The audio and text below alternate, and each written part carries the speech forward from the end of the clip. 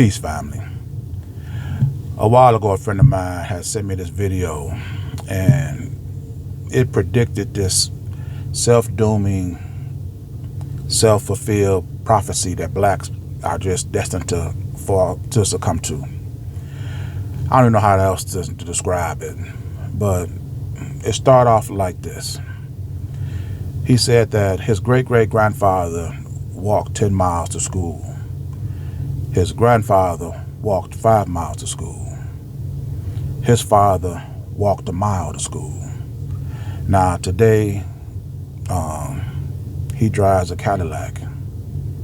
He said his son drives a Mercedes-Benz, and his son drives a Lamborghini. And then in the future, his son will be back walking. And the reasoning for this is the fact that he said that tough times make for tough people, and tough people make for easy times. Easy times make for soft people, and soft people make hard times. So eventually, through the luxury of being successful, we're going to lose our way, and everything that we've gained, we're going to eventually lose. When I first heard this message, I said to myself immediately, I didn't believe it. Number one, because it was not enough empirical evidence that I could reach or think of that would make it true. And secondly, and most importantly, for you to believe this right off the top of your head, you have to be either one or two things.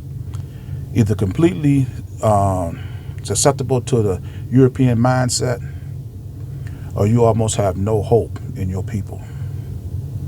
Now, let me prove my point. If hard times make tough people, and tough people make easy times, and if this process goes on, he said that you would eventually lose everything. Well, if that's the case, how does slavery last almost 300 years? You could not have had an easier time than to get up every day and force other people to do your work. There was no regression in the brutality, the cruelty, the consistency to keep people enslaved. You didn't see slave masters getting easier and easier as they handed their slaves down from one generation to the next, to now it was harder for them to maintain it.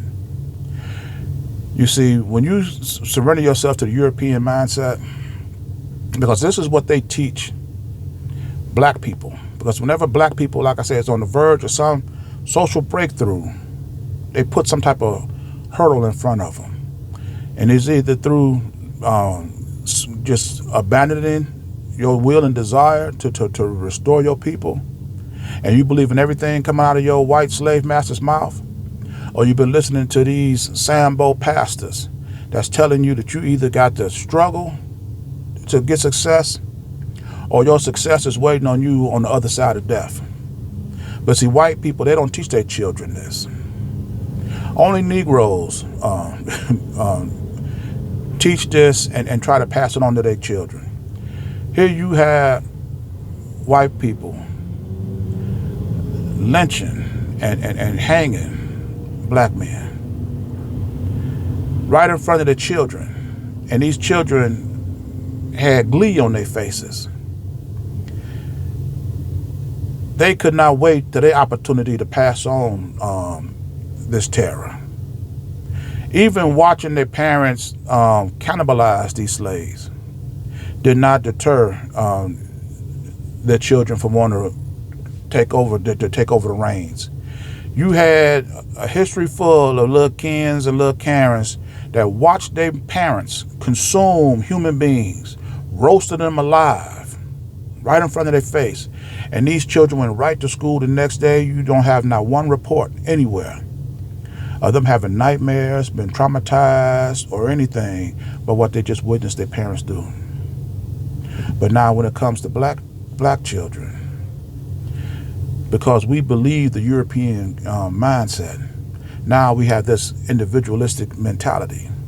I'm going to get mine, you're going to get yours. I done heard black parents for years say this. I had to struggle to get mine, let him struggle to get his. I had to learn the hard way, let him learn the hard way. White people don't do that. They make a way for their children. And we just surrender. We just, like I say, we just abandon our hope. There's no way in the world, like I said, when I first heard this video, I immediately said, this is not true. You don't see businesses that was rooted in slavery. You don't see them collapse and make less and less money every year.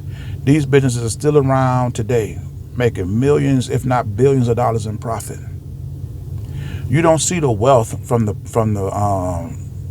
rich white people declining each generation to the next. When you see news reports of these people sliding down the economic ranking. First they were number 1, now they're 3, now they're 5, now they're 8. You don't see that.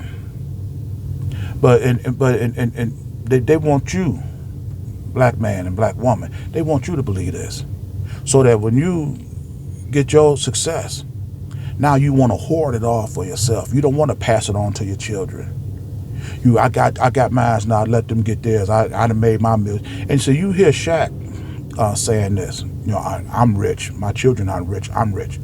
You see, because he's surrendered to the European concept of individualism. He don't make a way for his people. So I'm gonna end this video by saying this.